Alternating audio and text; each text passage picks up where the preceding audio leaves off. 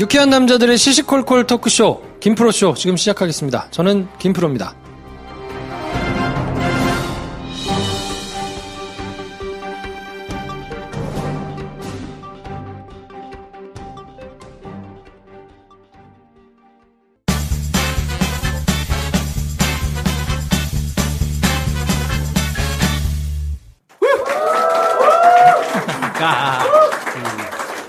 네, 감사합니다. 꽉 찼어요. 네, 꽉 찼어. 몇 명이 오시는지 안 보이니까. 네. 꽉 찼어요. 네. 그리고 밖에서도 사실은 오셨는데 들어오지 않고 이렇게 막 사진 찍고 웃으시고 이런 분들이 종종 있습니다. 예. 슬며시 바라보며 웃고 계시는 분들이 몇 분 계세요. 네네. 수줍당이신 것 같네요. 그러니까 들어오세요. 네. 자, 수줍은 관종, 노래하기 좋아하는 송라이터 데이브녀 나오셨습니다. 안녕하세요. 음악하고 또 오늘은 영화를 사랑하는 데이브녀입니다. 반갑습니다. 네, 인생의 애드립 연애지상주의자 우리 한량 김선생 나오셨습니다. 안녕하세요. 살려야 하는 남자 김선생입니다. 뭐야, 역시 애드립. 네, 이제는 장편 영화를 좀 배준현 감독님 나오셨습니다. 한수진모 음악 들으면서 글 쓰는 배준현입니다. 네. 네, 저는 바이엔슈테판을 사랑하는 영화 만드는 게 꿈인 김프로입니다. 어떤 분이 게시판에다가 바이엔슈테판을 사랑하든지 영화를 만들든지 둘 중에 하나만 하라 그러는데 싫어요.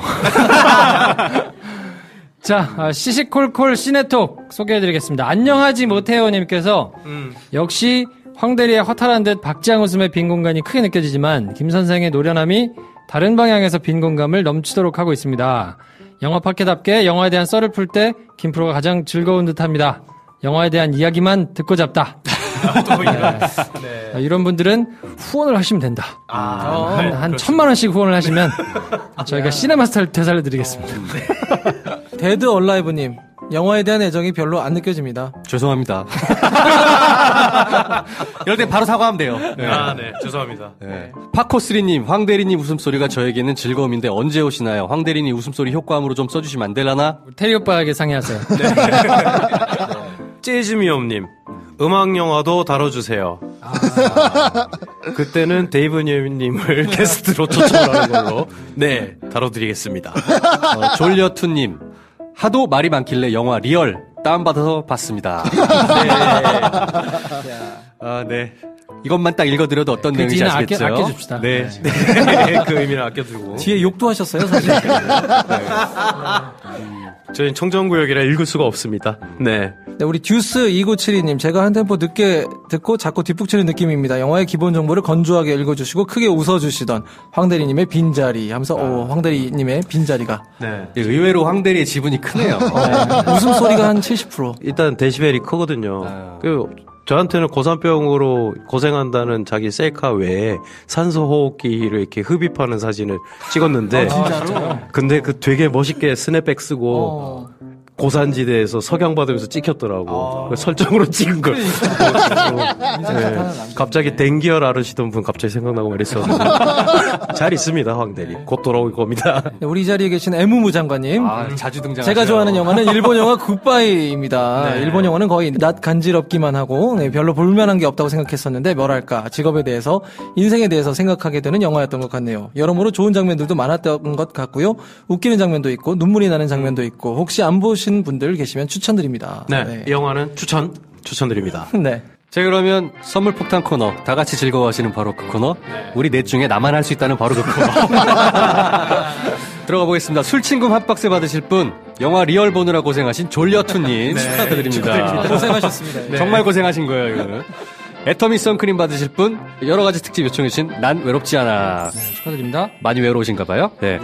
유니코프 깔창 받으실 분, 영화 진용 방금 추천해주신 종암동 드랍원님, 대구 수성교 카페철스 더치커피 받으실 분, 영화 얘기만 듣고 싶으신 안녕하지 못해요님. 네, 축하드립니다. 네, 축하드립니다. 축하드립니다. 자, 박수를 칠 거면 세게 치세요, 여러분. 너무 수줍어가지고. 자, 김프로쇼 도와주시는 분들 소개해드리겠습니다. 제주 하얀 언덕 펜션, 합리적인 가격과 환상적인 전망, 주변 환경이 아주 비상식적으로 뛰어난 제주 동남쪽 최고의 펜션, 많이들 가보셨으면 좋겠고요. 제가 세일은 해드릴 수 없지만 후기는 애타게 기다리고 있는 유니코프 깔창. 코프가 아닌데 다시 읽어드릴게요. 유니코프 깔창. 향균과 맨솔 효과 써본 사람은 다 안다는 그 깔창 이상의 그 깔창 많이 사랑해 주시기 바랍니다. 위너스텔 알뜰폰 KT통신망 사용하면서 가격은 정확히 반값인 바로 그 알뜰폰이죠. 핸드폰 요금이 너무 많이 나와. 그래가지고 영화 언제 만들 거야? 네. 얼른 바꿔. 네. 그 돈 아껴서 만들면 굉장히 저예산인데. 네, 우리 홍대 산울림 소극장 맞은편에 있는 리얼 멕시칸 레스토랑 후기가 마구마구 올라오고 있고요. 5월 5일이라는 뜻을 갖고 있는 싱코데마요. 많이 사랑해 주시기 바랍니다. 네, 저희는 광고 듣고 와가지고요. 영화 덩케르크에 대한 구체적인 이야기 해보겠습니다.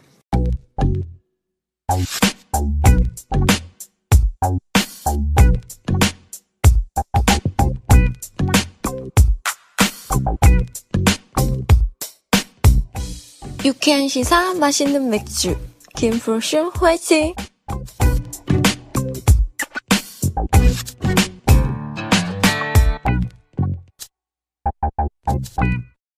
네, 김프로쇼 2부는 영화 덩케르크로 함께합니다. 자, 줄거리 요약을 했는데요. 1시간 40분이어서 그런지 짧게 하면 3구다리, 3개 꼭지, 그리고 이걸 굳이 늘리자면 5개 이렇게 되는데, 첫 번째 꼭지는 덩케르크가 어떤 상황인지 어떤 분위기인지를 이제 한참 보여주고요. 그 다음에는 요거를 한 개라고 볼 수도 있고 3개라고 볼 수도 있거든요. 해변에서의 일주일, 바다에서의 하루, 하늘에서 1시간. 이걸 이제 막 교차 편집으로 길게 보면 그냥 한 꼭지라고 볼 수도 있고, 뭐 짧게 보면 3개를 나눠가지고 이제 왔다 갔다 하니까. 그리고 마지막 꼭지는 한 곳에 모여서 영국으로 돌아간다. 뭐 이런 아주 간결한 구조를 가지고 있습니다. 제가 좋아하는 영화들은 다 이렇게 구간을 따로 요약하기 민망한 영화들이 많은 것 같아요. 저번에 추천해드린 그래비티도 그렇고, 이 영화도 덩케르크에서 애들이 큰일이 나서 무사히 귀환한다. 이걸 어떻게 풀어서 보여주느냐. 그러니까 약간 영화가, 물론 영화가 이야기지만, 단순한 이야기가 스크린에 구현돼야 할 만한 이유를 보는 사람이 납득하게 만든 영화가 좋은 영화라고 생각을 하는데, 이 영화는 그런 점에서 굉장히 훌륭한 블록버스터였다. 이런 생각이 드네요. 이게 전쟁 영화라기보다는 사실 재난 영화 쪽이 조금 더 가깝기 때문에 뭔가를 쳐들어가거나 뭐 쟁취하거나 이런 게 아니고 철수해야 되고 살아남아야 되고 이런 주제를 다루고 있기 때문에 이 살아남으려는 사람들이 어떻게 함께 몸부림치는가, 뭐 이거에 대해서 뭔가 생각해보기 좋아하는 사람들이라면 굉장히 좀 좋아할 법한 영화인데요. 반대로 얘기하면 뭔가를 막 미션을 정해놓고 그거를 달성하고 또 예상하지 못한 장애물이 생겨서 그거를 해결하고 뭐 이런 걸로 옥신각신하면서 기승전결이 만들어지는 영화를 좋아하시는 분들은 좀 굉장히 시시하게 느끼실 수도 있을 것 같아요. 과정상의 디테일한 묘사를 통해서 우리에게 주고자 하는 효과가 우리나라 말로 하면 쫄깃쫄깃이고, 좀 문자를 쓰자면 텐션인 건데, 텐션. 진짜니? 텐션, 서스펜션, 서스펜스지. 서스펜션. 자동차 스프링이 서스펜션이라고. 예전에도 방송에서 한번 나왔던 거 아닙니까? 시네마스타 시절에? ABS. 그 버릇을 아직도 못 고쳤네. 긴장감만으로 표현을 하겠다 했을 때, 근데 저도 어느 순간엔 조금 위태로웠어요. 제가. 어떤 영화가 떠올랐냐면, 벤 애플렉 감독, 배우이자 감독인 벤 애플렉이 연출을 한 영화가 있어요. 아카데미 감독상도 받은 영화인데. 그것도 실제 있었던 일. 실제 있었던 어떤 CIA 작전으로 구출해내는 이야기거든요. 마지막에 이제 영화 촬영으로 꾸며서 영화 스텝인 척해서 들어가서 구금된 사람들을 구출해낸 실화를 바탕으로 만든 영화인데, 마지막에 공항에서 그 정체가 탈로 날 수도 있고, 아니면 뭐 지금 시간도 제한이 있고 비행기도 저걸 타야 되는데 여기서 막 왔다 갔다 하는 엄청난 긴장감의 교차가 일어나는데, 그 장면에서 사람들이 너무 손에 땀을 쥐고 그쵸. 진짜 긴장된 영화죠. 근데 그게 저는 어느 순간 교차가 계속 반복되면서 겨우겨우 해서 비행기를 타게 되는 그 순간까지 손에 땀을 쥐면서 쫓아가야 되는데, 어느 순간부터는 그냥 손을 그냥 놔버렸어요. 그렇거니. 타겠지. 타겠지. 아니면 여기서 한 명이 죽었어야지. 타겠지. 그런데 그렇겠지, 뭐. 실제로는 아무도 죽지 않고 탔잖아. 근데 그게 너무 심하더라고요. 그게 한 거의 활주로에서 뛰는 장면만 한 5분이 넘었거든요. 그래서 쫓아오는 경찰, 군인, 그리고 뒤돌아보면서 뛰는 사람, 근데 이게 어느 수준을 넘어가 버리면, 효과를 이미 달성해버리고, 그 다음은 너무 보기 힘든 효과를 주기도 하거든요. 어떻게 보면 이 영화가 시작되고 한 30분 정도가 지나고, 톰 하디의 대사가 없어지면서부터 몇몇 분들은 보는 걸 포기할 수도 있겠다. 전 나가는 사람도 봤어요. 네네네. 진짜요? 화장실이 급했던 게 아닐까? 혹시? 아니야, 남녀가 둘이 같이 이렇게 나가는 팀을 여러 팀 봤어요. 두 분 다. 맥주 드시고 온 거지. 그래, 알았어. 그러니까 둘 중에 하나일 것 같은데, 나갈 경우는 뭐냐면, 너무 자기가 예민한 거야. 예민해서 이걸 견디기가 힘들다. 그 압박감을? 네, 그럴 수도 있고. 그럴 수도 있죠.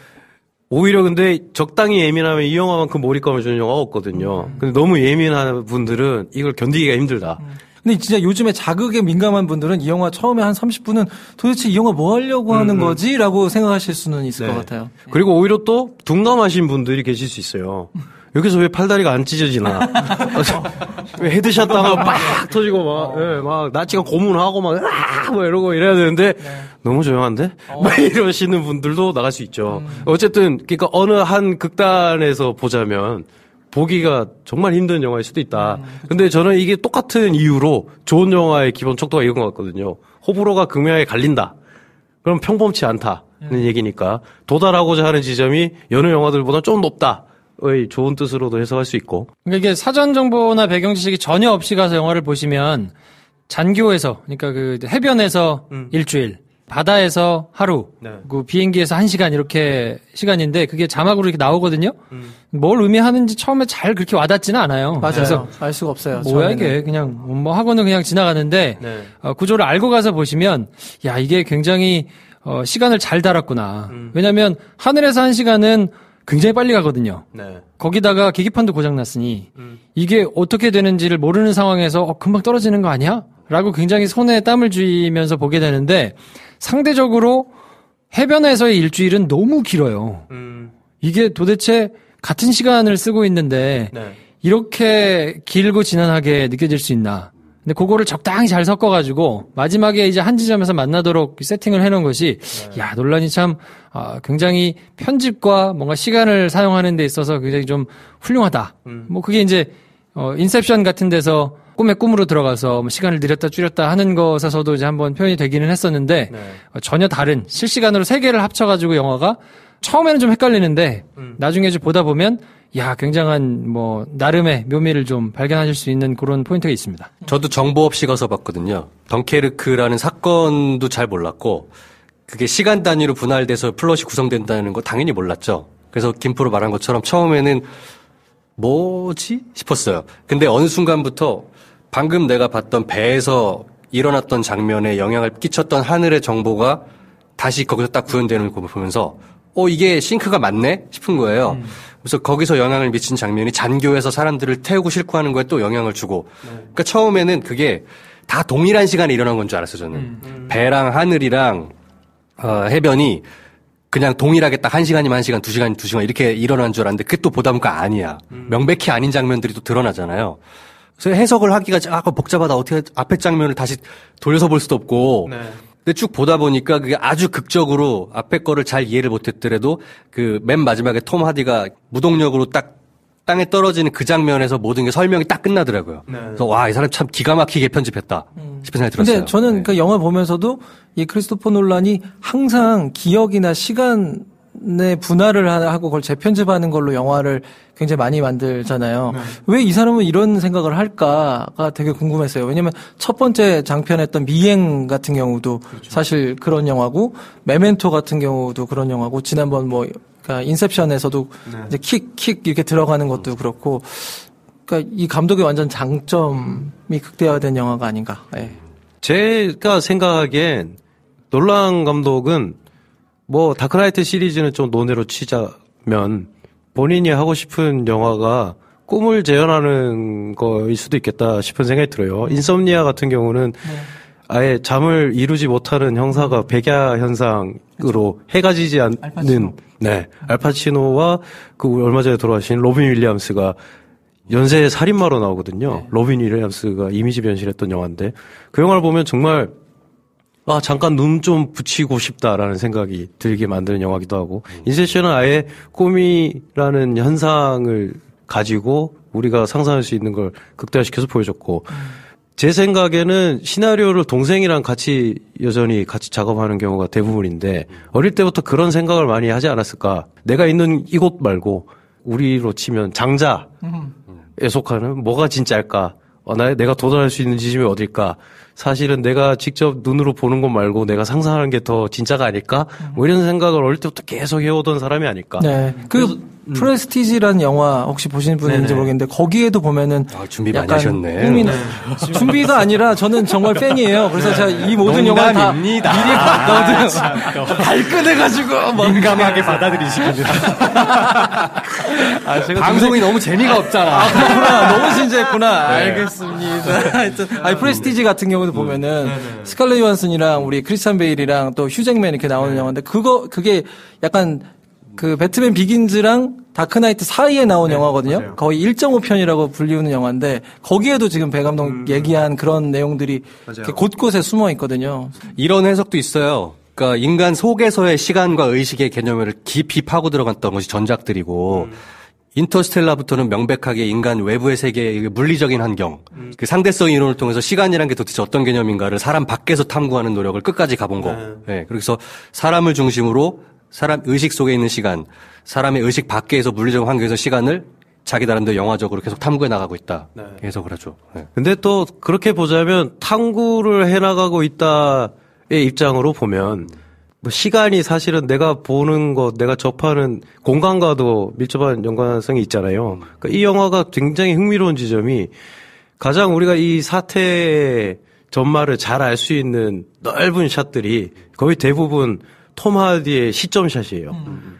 객관적인 시선이 아니에요. 영화가 처음부터 이미 처음에 삐라가 막 흩날리는 장면을 보면 음악도 없고 소리도 없으면서 그 장면 자체가 내가 여태까지 봤던 전쟁에서 포위된 사람들을 봤던 장면이랑 완전히 다르게 시작을 하는데, 그러니까 사실 탐구라기보다는 굉장히 주관적인 어떤 강한 시각을 가지고 있는 사람이 우리에게 자꾸 그걸 계몽하려고 한다는 생각이 좀 들 정도로 점점 그게 이제 세지는 영화를 만들고 있어요. 그래서 이 영화가 전 세계적으로 얼마나 흥행할 것이냐에 따라서 놀란 감독은 이제 거장 도장을 찍었으니 아티스트로 가느냐, 시네아스트로 가느냐, 뭐 여기 기로에서는 그게 우리나라로 치면 그런 것 같아요. 최동훈 감독이나 무슨 유승환 감독 같은 경우는 상업적이면서 잘 만든 웰메이드 영화를 만들면서 대중과 계속 호흡하지만 박찬욱이나 봉준호 같은 경우는 이미 그게 중요하지 않거든. 그러니까 내가 어떤 세계를 어떻게 구현할 것인가, 어떤 기법을 할 것인가, 약간 이런 쪽으로 가는 것처럼 크리스토퍼 놀란도 사실 좀 그런 게 아닌가. 그렇죠. 그래서 다음 작품이 굉장히 기대되게 만드는 영화면서 사실은 되게 실험적이고, 그리고 시네필들이 좋아할 만한 요소가 적지 않다. 근데 사람들이 그냥 무리 없이 보기에도 좋은 게 이걸 너무 심플하게 만들어버려서 사람들이 볼 때 뭐 예를 들면 첫 장면 처음에 장교로 부상병을 들고 막 뛰어가는 두 병사를 보고 있으면 내가 지금 무성 영화를 보는 건가 하는 생각이 들 정도로 굉장히 고전적인 편집과 고전적인 음악들이 사용이 되거든요. 근데 이걸 처음 이 영화로 그런 효과를 접하신 분들은 되게 새롭다라고 느낄 수도 있는 영화이기도 하고, 근데 이 모든 게 다 보고 나면 어렵지 않은 정말 단순한 이야기로 내가 시간을 얼마나 주관적으로 볼 수 있느냐를 교육시키는, 훈련되게 만드는 영화란 게 마지막에 보면은 계속 그래서 결국 접점이 되는 그 도망가다가 좌초된 배를 사이에 두고 전투기 비행사도 구하고 하는 마지막 그 사건이 나중에 한 4번, 5번 계속 반복해서 보여져요. 그러면서 그걸 지루하게 느끼지 않게, 그러니까 이쯤 되면 너희가 이제 알아차려야 돼. 내가 어느 순간을 가장 집중했는지 너희가 자연스럽게 알 수 있으려면 내가 이걸 번복하는 수밖에 없어. 라는 의도를 가지고 그걸 정말 잘 직조해서, 이 사람이 정말 대중영화, 블록버스터 영화로 할 수 있는 어떤 재미와 의미를 한 단계 좀 넘어선 영화를 만드는구나. 라는 생각을 하게 만든 역작이 아닌가. 이제 영화를 좀 즐겨보시거나 영화를 많이 보신 분들은 이렇게 생각하시면서 포인트를 좀 볼 수 있는데, 일반 대중들이 보기에 조금 어려운 포인트가 뭘까를 봤더니, 사람들이 영화를 되게 뭔가 판타지로 소비를 하는 경우가 많잖아요. 그렇죠. 뭐 이렇게 일어났으면 좋겠다 싶은 거를 보거나 대리만족을 하는 경우가 많은데, 이 영화는 결정적으로 영웅이 안 나옵니다. 대부분의 영화들이 영웅을 세워놓고 그 사람이 어떻게 문제를 풀어가는가, 그리고 네. 그 안에서 얼마나 사실적으로 뭔가를 헤쳐가는가, 해결하는가, 이것들을 보여주는 경우가 많은데, 이 영화는 사실 주인공으로 나오는, 맨 처음에 나오는 토미는 그냥 처음부터 끝까지 허겁지겁 도망만 다니거든요. 그렇죠. 그냥 살아야 되는데 방법도 잘 모르고 심지어 나중엔 총도 없어. 그러니까 그냥 도망만 다녀요, 계속. 허겁지겁. 그리고 가장 멋있을 법한 토마디, 그 파리어는 주목해주지 않거든요. 캐릭터도 보여주지 않고 사연도 설명해주지 않고 네. 그냥 눈빛 연기만 하고 마지막에 잡히는 것만 나오기 때문에, 그리고 심지어 전쟁 영화인데도 불구하고 2차 대전을 다룬 전쟁 영화인데 독일군이 안 나오죠. 한 번밖에 안 나와요. 마지막에 실루엣으로. 잡힐 때. 네, 그러니까 그것도 정확하지 않으니까 다 아군들이 도망갈 준비만 하고 있는 것만 보여주는 영화라. 그리고 오히려 영화 내에서는 배에서 어처구니 없이 죽은 소년이 뭔가 굉장한 영웅으로 포장이 돼서 신문에 나오거든요. 네. 그렇게 보면 사실 영웅을 만들어내는 영화가 아니기 때문에 그런 거를 원하는 일반인의 입장에서 보기에는 뭐지? 싶은 내용들이 좀 있어서 이게 놀란 감독이 의도하기로는 어떤 그 사안을 볼 때 영웅보다는 공동체에 훨씬 더 많은 이 가치를 두거나 그거에 의미를 두고 이제 한번 풀어보고 싶어가지고 이렇게 한 것 같은데, 네. 그러니까 그거의 가치를 좀 높이 두거나 고민이 있으셨던 분들은 굉장한 영화다라고 할 수 있지만, 그냥 일반적으로 영화를 재미로 소비하시는 분들이 보기에는 그렇게 그냥 평범하지는 않다. 네, 그렇죠. 공동체의 의미나 뭐 이런 걸 가치를 높게 치는 놀란 감독의 특성이 혹자들에게 굉장히 이건 유치하고 이상주의자적인 발상이다 라는 욕을 좀 먹기도 했어요. 다크나이트 같은 경우도 누구도 부인할 수 없는 블록버스터 히어로물임에도 걸작하게 바지에 들어가 있는 영화인데, 그 영화의 가장 클라이막스 직전에 나오는 게 정말 일어날 수 없는 말도 안 되는 사건이 하나 일어나거든요. 배 2대를 놓고 폭탄을 설치해놨고 저쪽에는 흉악범들이 가득 차 있고 너희는 억울한 시민들인데 니네가 먼저 폭탄 스위치를 누르면 저쪽 애들 다 죽고 니네는 살 거고 둘 다 안 누르면 2배 다 살려줄게 라고 했을 때 양쪽 배 둘 다 양심과 공동체를 생각하는 어떤 합리적이고도 이상적인 사고에 따라서 흉악범들도 일반 시민도 폭탄을 스위치를 안 누르거든요. 근데 그게 되게 오래된 실험이잖아요. 죄수의 딜레마였나? 그게 그래서 이럴 경우에는 저렇게 양쪽 다 서로를 신뢰할 가능성이 현저히 낮다라는 실험 결과를 가지고 그걸 뒤집어가지고 우린 이렇게 할 수 있다. 이게 조커를 이기는 유일한 거의 방법처럼 나와버리거든요. 이때 오히려 맥이 빠진다고 하시는 분들도 굉장히 많았어요. 너무 판타지다.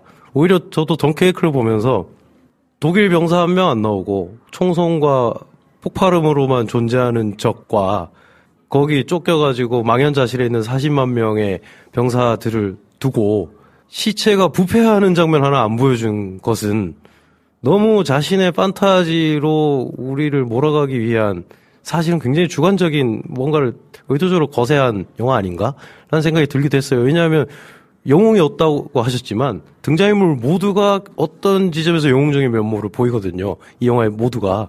그러면서 불편한 장면은 사실 거의 없어요. 유일하게 불편한 장면은 사실 놀란 감독은 이걸 의도하진 않았겠지만 저는 물에 빠져서 수장되는 병사들을 봤을 때 어쩔 수 없이 대한민국 국민으로서 좀 너무 힘들었거든요. 근데 이건 놀란 감독이 그걸 의도하진 않았을 거야 아마. 그러니 그 나머지를 제외하면 사실 그렇게 불편한 장면 없이 뭔가를 굉장히 교조적으로 강요하는 영화다고 평할 수도 있겠다. 이런 생각이 들기도 했어요. 자, 그러면 각자가 보신 가장 인상적인 장면이 있었을 텐데 어떤 장면들이 좀 오래 남던가요? 그리고 어떤 이유 때문에 그러셨는지 데이브님부터 한번 얘기를 해볼까요? 크리스토퍼 놀란 감독 영화에 가장 많이 나왔던 킬리언 머피가 이번에도 나오는데요. 그 중간에 구조된 찌질한 육군 그 무슨 소령인가 중인가요? 뭐 하여튼 나오는데 유보트한테 두들겨 맞은 친구죠. 네. 근데 그 사람이 이제 외상후 스트레스 장애로 폭격을 맞고는 굉장히 스트레스를 받고 구조가 된 상황이었는데 여기서 나이가 문스톤인가요? 그 배. 그러니까 그 구조하기 위해서 꼭 군인들 배 말고도 일반 민간인들의 배까지 동원이 되는데 거기 자진해서 나간 그 노인이 있어요. 이제 그 노인의 배에 이제 구조가 됐는데 이 킬리언 머피가 근데 이 사람 때문에 실수로 거기 같이 탔던 그 소년이 죽었잖아요. 근데 조지 죽었는데 이 사람이 죽었다는 거를 그 노인이랑 그 노인의 아들이 이 사람한테 말을 안 하잖아요. 말을 안 하는 장면이 있어요. 그러니까 걔는 어떻게 됐나요? 그러니까 쓰러졌는데 뭐 하고 있나요? 했는데 거기서 이렇게 대사가 없이 눈빛으로만 서로 괜찮은 듯이 이렇게 지나가거든요. 왜 저렇게 했지? 그러니까 되게 이상한 장면이었거든요. 저는. 그러니까 그 장면이 좀 기억에 남고. 저도 사실은 그 장면을 누군가 말할 것 같아서 다른 장면을 생각을 한 게 있는데 저는 그 장면이 굉장히 인상 깊으면서도 놀란 감독이 어쩌면 사실은 이렇게까지 얘기하면 좀 오버할 수도 있겠지만 좀 위험하다 싶은 게 그 장면이 굉장히 멋있게 나오거든요. 그렇죠. 네. 사람이 죽었는데 사실. 네. 꼬마 아이가 죽었고 근데 그 꼬마 아이가 죽었다는 걸 알려주는 방금 구조된 병사가 있어요. 그래서 저 아이가 지금 아프니까 조심하셔라 했더니 이미 죽었다 했더니 그럼 더 조심하셔라 라고 하니까 그 병사가 이제 옷을 그 아이 시체에다가 딱 덮어주는 장면이 있는데 뭐 그것만으로도 충분했을 것 같은데 여기서 한 발 더 나가는 게 외상 후 스트레스 장애로 제정신이 아닌 애가 공포에 질려가지고 당연히 할 수 있을 법한 반발을 하다가 실수로 애를 죽인 것이 괜찮다 라고 하는 걸 노인의 입으로 말하는 것도 아니고 그 노인의 어떤 신념과 행동하는 것을 보고 배운 자기 형은 전투기 조종사로서 전사한 둘째 아들이 그 병사를 자기 입으로 용서할 수 있는 인간이 있다는 게 전 조금 위험한 발상이다는 생각을 하게 됐어요. 어떻게 보면 파쇼의 생각도 비슷하게 진행되지 않을까? 괜찮다. 나는 이해할 수 있다. 우린 더 큰 걸 하지 않았나? 라는 생각을 하는. 우리가 너무 심각하게 지금 만들고 있는 것 같아. 조금 재미있는 장면을 우리 김 선생이 한번 얘기해 주면 어때요? 자, 그래서 김 선생은 어떤 장면이 인상 깊었어요? 다시 봐야 될 것 같아요. 인상적인 장면을 뽑으려면. 알고 가면 훨씬 많이 보일 것 같아. 다시 볼 것 같아요. 근데 특정 장면이 매우 인상적이었다. 어떤 장면에서 말하는 이야기가 들어왔다. 이런 거는 지금은 딱 꼽기는 좀 그렇고요. 간호사? 약간 간호사? 간호사. 제 타입이 아니에요. 일단. 네. 저는 그 죽은 소년 있죠. 조지. 네네. 조지라는 배우의 얼굴이 저는 너무 인상적이었어요. 어디서 그런 애를 그러니까 어떻게 저런 애가 길거리에서 보는 약간 그 중3인데 반에서 35등 정도 하면서 그냥 대충 친구들 한 3명밖에 없을 것 같고. 근데 달리긴 잘하고. 그렇죠. 네. 집에 가다가 떡볶이 500원어치 사 먹고 갈 것 같은 애가 딱 와서 앉아 있는 거예요. 그래서 한 번도 본 적 없는 날것의 얼굴이 딱 보이는 거죠. 그래서 저는 그 소년 배우의 얼굴이 너무너무 인상적이었어요. 네. 진짜 제 고등학교 때, 중학교 때 친구를 보는 것 같았어요. 네. 약간 뚱한 애. 베리 케오칸이라고요? 그렇구나. 케오간. 또 생각난다. 저 해군 그 사령관이 나 이제 여기 남겠다 라고 하는 장면. 그럴 수 있을까? 이런 생각이 든 거예요. 나는 남아가지고 더 철수를 시키기 위해서 남겠다라고 했는데 제가 그 케네스 브레너라는 사람이거든요. 제가 그 사람 또 개인적으로 좋아하고 그 사람이 영화 감독이기도 해요. 토르 천둥의 신 감독이거든요. 근데 그 사람 연기가 되게 묵직하고 거의 주인공급이 아니었나 그런 그 장면. 굉장히 울컥하게 만드는 장면이 여느 국뽕 영화 못지않게 너무 많아 인상적인 장면 뽑으려면 존재를 하는데 네, 그러니까 뭐 하나를 말하기 힘든 거예요. 그러니까 인상적인 장면을 그래서 제가 아까 이제 뭐 파쇼와 비슷한 생각을 하고 있다 이렇게 제가 치부해 버리면 그 장면도 사실은 말이 안 되는 장면이라고 볼 수 있거든요. 그러니까 사람이 그래? 전쟁의 참상을 새로운 방법으로 체험시켜주겠다고 하는 영화의 뒷맛치고는 너무 영웅적인. 근데 오히려 저는 반대로 생각을 한 거예요. 나라면 어땠을까? 난 이제 전쟁이 지긋지긋하고 빨리 도망치고 싶고 가고 싶은데 그 상황에서 전쟁이라는 상황이 너무나 내 일상이 돼버린 거예요. 이 지긋지긋한 상황이. 그런 상황에서는 이제 돌아가는 것의 의미보다는 내가 남아서 나의 어떤 지긋지긋했던 일이 나의 사명으로 그냥 전환돼 버린 거지. 그게 너무 자연스럽고 당연해서. 그래서 그런 말을 멋있게 보이려고도 할 수도 있지만 이미 그냥 자동으로 나와버린 게 아닐까 이런 생각 좀 해봤거든요. 다음 주 영화 특집을 저 두 분이 근데 생각해보면 저는 그 잔교가 굉장히 목표로 설정돼서 폭격을 쉽게 당할 위치에 있고 그걸 지키지 못하면 큰 배가 들어오지 못하는 상황인데 거기를 그냥 무시로 육군 대령과 해군 제독이 이렇게 왔다 갔다 하고 있는 그 장면과 딱 병치되는 게 폭격기가 이렇게 날라올 때 모두가 그냥 귀 막고 눈 막고 엎드릴 수밖에 없잖아요. 랜덤으로 누가 죽을 거고 저 비행기에 지나가면 우리는 여기 줄 서 있어야 돼. 그게 이제 일주일 동안 계속 지속된다는 감각에서 빗대 보면 그 사람은 그렇게 자기가 멋있고자 영웅적인 말을 한 게 아닐 수도 있겠다. 근데 우리 붙으니까 너무 무거워지는 것 같아. 그래. 우리 좀 떨어져. 그래. 우리 둘이 이렇게 앉아가지고. 네. 저는 개인적으로 배에 구멍 나는 장면이 제일 인상 깊었던 것 같아요. 사격 연습을 빙자한. 그렇죠. 막으라고 하는데, 야, 저기서 막으라고 하면 막았을까? 만약에 내가 저기 들어가 있으면 막았을까? 그렇죠. 근데 그 어지간하면 제가 그냥 어지간한 건 제가 하는 스타일이거든요. 근데 빙의해서 봤지. 저것만큼은 내가 못하겠다. 저건 못하겠다 내가. 근데 이거 저 가서 막을 수 있을까? 그리고 네. 그거 막다가 총을 맞으면 팔다리에 맞을 게 아닌 게 거의 확실하잖아. 그러니까. 눈 같은 거 맞을 거 아니야. 어김없이 눈에 맞더라고 또 한 명이. 아니 뭐 그렇게 따지면 이 화면 앵글이 예쁘고 멋있는 그것만으로도 기억에 남는 장면은 되게 많아요. 공중전 장면이라든가 그 공중전신에서 바다를 바라보면서 이렇게 쭉 한번 훑어가는 장면이나 되게 좋아요. 그러니까 여태까지 전쟁 영화에서 별로 못 봤을 것 같은. 그러니까 앵글만 보면 별로 막 치열하고 막 전투 같지 않아요. 되게 평화로워요. 이 얘기를 드리고 싶은 게 아니었고 저는 이거를 실화라고 받아들이기 시작하면서 크리스토퍼 놀란 감독은 그냥 이 실화가 가지고 있는 무게를 최대한 잘 전달하는 것만 생각한 것 같아요. 네. 그러니까 어떻게 하면 가장 효과적으로 덩케르크라는 이제 서양인들에게 깊이 박혀 있는 그 실화를 그렇죠. 그 느낌 그대로 전달할까의 목표를 가진 것 같아. 굉장히 전 흥미로운 지점이 정말 갖은 고생을 해서 기적을 이뤄낸 사건인데 적개심이 없다는 거. 그게 정말 힘든 선택이면서 탁월한 선택이 아니었나.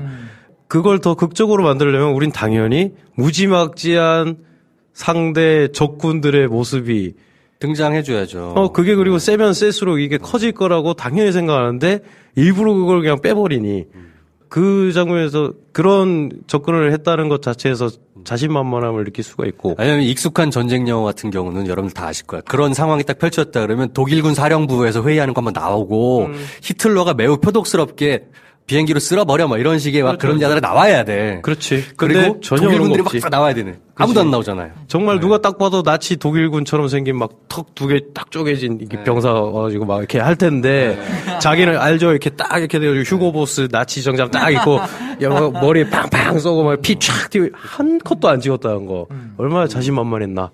이걸 알 수 있죠. 독일말 막 사납게 나오고 뭐 이런 거 나오고. 이런 식의 무슨 나이 뭐 이런 거 없잖아.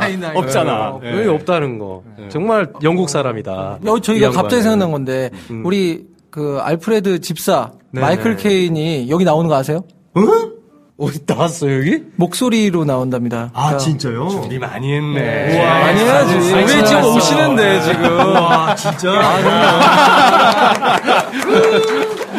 그 비행기 처음에 세대 팀 리더 있잖아요. 그러니까 하나가 비행기 이제 처음에 지휘하는 노출되는데 전투 지휘하는 그 목소리로. 그 사람이 마이클 케인이랍니다. 야, 어쩐지 꿀보이스더라. 그렇군요. 네. 근데 그게 죽여버렸어. 자, 여러분, 아시겠죠? 준비를 굉장히 많이 했으니까 가실 때 사진을 찍어 주셔야 됩니다. 같이. 네, 우리 다 계산하고 오신 거예요. 안 찍고 가시면 페이스북에 글이 올라옵니다. 왜 아무도 나는 무엇일까? 뭐 이런 거 있잖아요.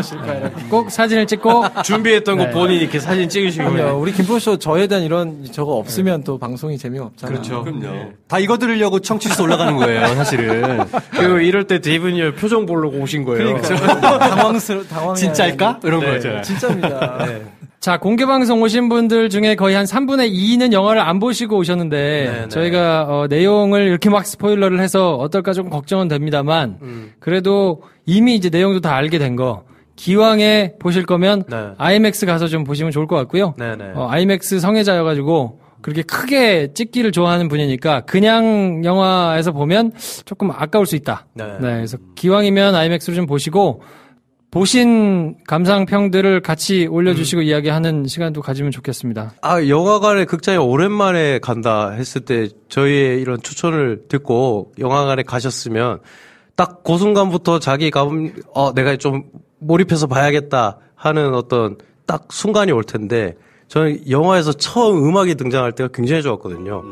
총소리에서 음악으로 변하는 순간이 있어요. 그때부터 시작됐구나 하는 마음을 가지게 됐는데 그 지점부터 귀를 즐겁게 하는 영화니까 눈과 귀를 한번 자기 마음을 열고 이 영화는 아까 걔네가 재밌다고 했으니까 재밌는 영화야 라고 생각하고 자 이때부터 음악이 나올 때 난 기대하고 있어.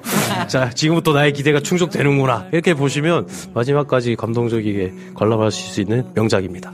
이게 또 너무 급작스럽게 또 저희만 하는 이런 공간은 아니니까 공개 방송을 해가지고 비도 많이 오고 막 이렇게 번잡스럽게 상황이 만들어졌는데도 불구하고 많은 분들이 오셔가지고 또 함께 해주셔서 감사하고요. 네. 저희가 다음번에 잘 제대로 준비해가지고 많은 분들이 오실 수 있는 곳에서 네. 조금 여유 있게 같이 이야기도 나누고 그럴 수 있는 공개 방송을 한번 만들어 보도록 하겠습니다. 진짜? 네. 생각해 볼게요.